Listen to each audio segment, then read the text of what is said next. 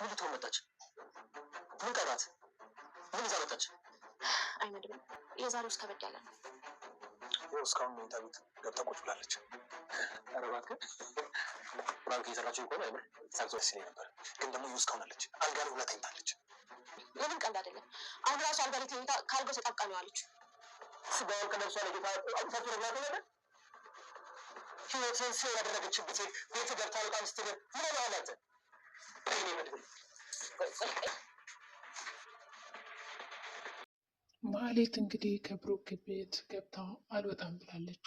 የሚገርም ነው እኮ የማህሌት ድፍረት ማለት ነው።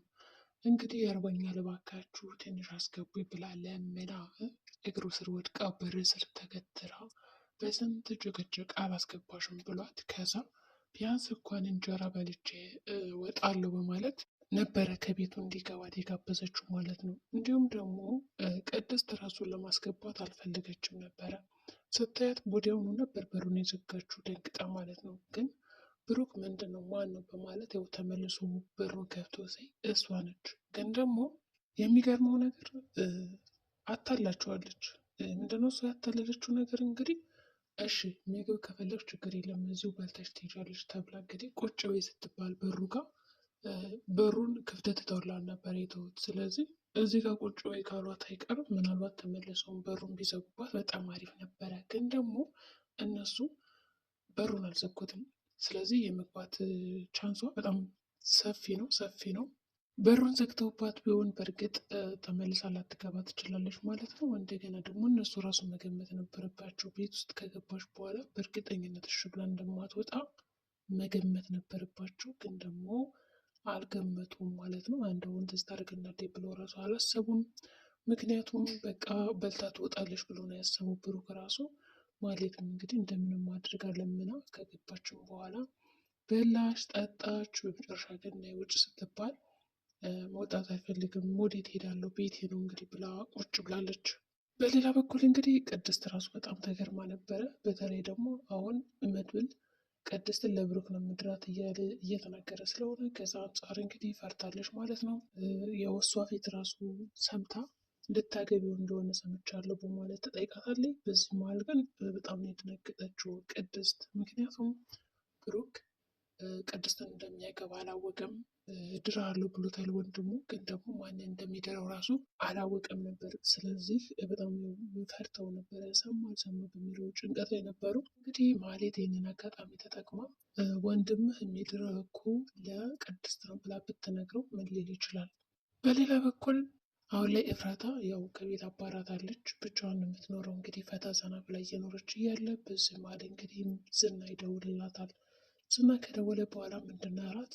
ማህሌት ከአንቺ ቤት እንደወጣች አውቃለሁ እና እስካሁን ራሱ እንትን ያልገደልኩሽ ለምክንያት ነው ይላታል። ከዛ ከእህትሽ ጋር ከተጣላሽ አይቀር እያንዳንዱ ለእኔ እየደወልሽ ንገሪኝ፣ የሚያደርጉትን ነገር እንዴት ነው ኑሮዋ፣ ምን አድርገሽ ከብሩክ ቤት ሄዳ፣ ስለዚህ ደውለሽ በስልክ አጣሪልኝ ይላታል። እሷ ደግሞ እንዴ እኔ እኮ ተጣልቻለሁ፣ ስለዚህ በስልክ ደወልኩላት ማለት ታረኩ ማለት ነው። እኔ ደግሞ ከእሷ ጋር መታረቅ አልፈልግም ነው የምትለው። እንግዲህ እንደምንም አድርገሽ አሳምኛት ይላታል። እንግዲህ እንዴት ነው እስኪ ትደውላለች አትደውልም የሚለውን አብረ የምናይ ይሆናል ማለት ነው።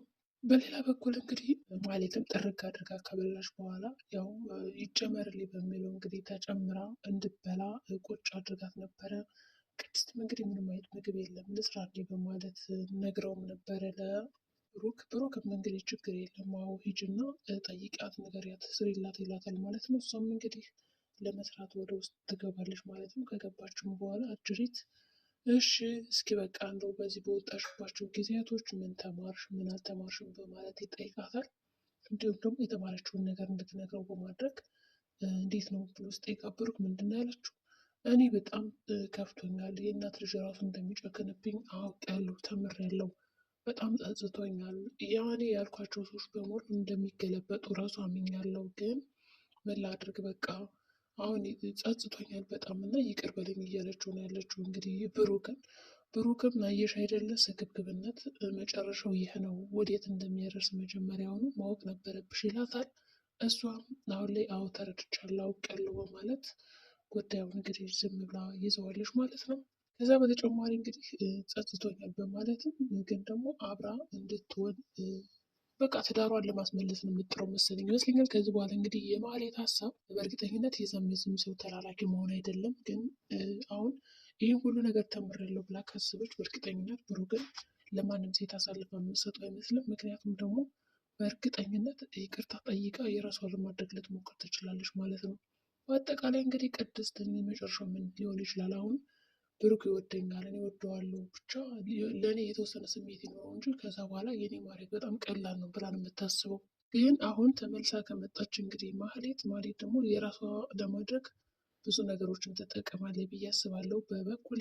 ስለዚህ የቅድስት መጨረሻ ምን ሊመስላችሁ ይችላል? ማህሌት እንግዲህ ከታረቀችው ወይም ደግሞ ብሩክ ይቅርታ አድርጎላት ትዳራቸውን የሚቀጥሉ ከሆነ ቅድስት ያው እንግዲህ ከደላላው ጋር መጋባቷ ነው ማለት ነው። ደላላ አሁን ላይ ይወዳታል። እንግዲህ ስልክም ደውላ ቤት ውስጥ አልወጣም ስትል ፖሊስ ይዘና ትለዋለች ማለት ነው። እሱ ደግሞ የምን ፖሊስ ነው ይዤልሽ የምመጣ በማለት ይጠይቃታል።